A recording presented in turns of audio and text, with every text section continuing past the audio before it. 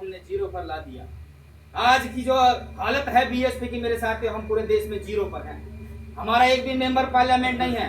2024 में बीएसपी का एक भी मेंबर पार्लियामेंट नहीं था, तो आज आपके आरक्षण के साथ इस सरकार ने डाका डाल दिया है। तो मेरे साथियों आप सोचिए, 2018-2014 के लोकसभा चुनाव में आपका कोई मेंबर पार्लियामेंट नहीं था, तो आपका एक्ट कमजोर किया गया। आज 2024 में आपका कोई नहीं वहां पर पार्लियामेंट में बोलने वाला, तो आज आपका आरक्षण खत्म किया जा रहा है। तो मेरे साथियों आप लोगों को समझना चाहिए, खासकर मेरे युवा साथी यहाँ बैठे हैं, आप लोगों की जिम्मेदारी है। मेरे साथियों आपको सोचना चाहिए कि ये जो सरकार है वर्तमान की, ये हमारे आरक्षण पर और संविधान पर कुठाराघात कर रही है। मेरे साथियों 2024 में कांग्रेस भाजपा के लोगों ने नैरेटिव चलाया, कांग्रेस के लोगों ने नैरेटिव चलाया कि हम संविधान बचाएंगे, हम आरक्षण बचाएंगे। हमारे लोग उनके झांसे में आ गए। संविधान बचाने के नाम पर हमारे लोग उनके झांसे में आए और हमने उनको, जहां कांग्रेस 40 सीट पर थी, हमने 100 सीटों पर उसको पहुंचा दिया। लेकिन मेरे साथियों आप लोग समझिए, जो कल तक संविधान की प्रतियां लेकर के घूम रहे थे कांग्रेस के लोग, जो कल तक कहते थे कि हमारा आरक्षण बचाएंगे, जब आरक्षण आज खत्म किया जा रहा है, तो ये कांग्रेस और भाजपा के लोग कहां हैं? खासकर ये कांग्रेस के लोग कहां हैं? जब इन्होंने आज आरक्षण पर कुठाराघात किया है, तो एक भी कांग्रेस का सपोला नहीं बोला, न राहुल गांधी बोला, न सोनिया गांधी बोली, और जिस इस क्षेत्र में जिसको हम बाप समझते हैं फूल सिंह बरैया, उसका भी एक भी स्टेटमेंट आरक्षण पर नहीं आया। मेरे साथियों ये हम जो लोगों को समझने की बात है। हमारे लोग जो कांग्रेस भाजपा में नेता बने बैठे हैं, आज हमारे समाज के हक अधिकार छीने जा रहे हैं, वो लोग भी बोलने का काम नहीं करते।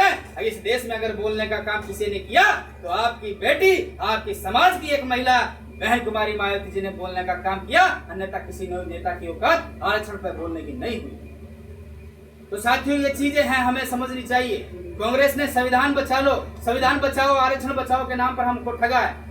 कांग्रेस के लोग जब भी दोबारा आए संविधान बचाने के नाम पर, तो उनसे आप सवाल करना कि आप संविधान बचाने यहाँ आए हैं, आप संविधान बचाने यहाँ आए हैं। इस देश में 60 साल से ज्यादा राज तुम लोगों ने किया है। किसने किया है? कांग्रेस ने इस देश में 60 साल से ज्यादा शासन किया है।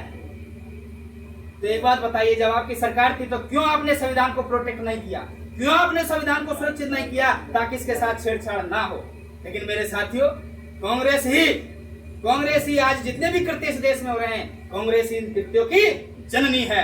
मेरे साथियों संविधान बचाने की बात करती है कांग्रेस, इससे सवाल कीजिए कि कांग्रेस 100 से ज्यादा संविधान संशोधन करने वाली ये कांग्रेस है।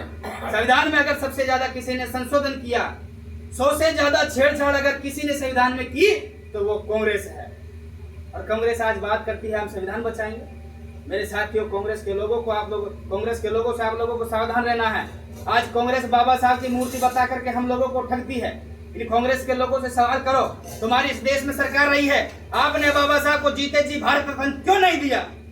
अगर आप लोग बाबा साहब को मानने वाले लोग हैं, तो आप लोगों ने हमारे रहबर को भारत रत्न क्यों नहीं दिया?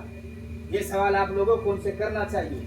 तो साथियों मैं तो ज्यादा ना कहते हुए यही कहूंगा कि साथियों आज हमारे हक अधिकारों पर कुठाराघात किया जा रहा है। वर्तमान की जो सरकारें हैं वो हमारे आरक्षण पर डाका डाल रही है। इस डाके को रोकने के लिए आप सब लोगों को मजबूत होना पड़ेगा।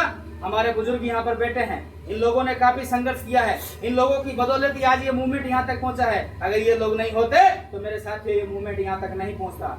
हम इनको बारंबार प्रणाम करते हैं, बारंबार धन्यवाद देते हैं कि आप लोगों ने इस मूवमेंट को यहाँ तक पहुँचा दिया। अब हमारे युवा साथियों की जिम्मेदारी है कि हम इस मूवमेंट को आगे बढ़ाएं और हमारे हक अधिकारों को सुरक्षित रखें। मेरे साथियों आप लोगों से मेरा यही कहना है कि अब की बार हमें किसी भी धोखे में नहीं आना है, किसी भी नेरेटिव में नहीं आना है। हमारे लोगों को हमें खुद तैयार करना है और आने वाले चुनाव में हम एक एक वोट हाथी के सामने वाले बटन दबा करके हमने हाथी को डलवा करके हमारी मान्य बहन कुमारी मायावती जी के हाथों को मजबूत करेंगे। मेरे साथियों आप लोगों को आपके वोट की ताकत समझनी चाहिए। बाबा साहब ने अपनी चार औलादे इस वोट के कीमत के इस वोट को पाने के लिए कुर्बान की।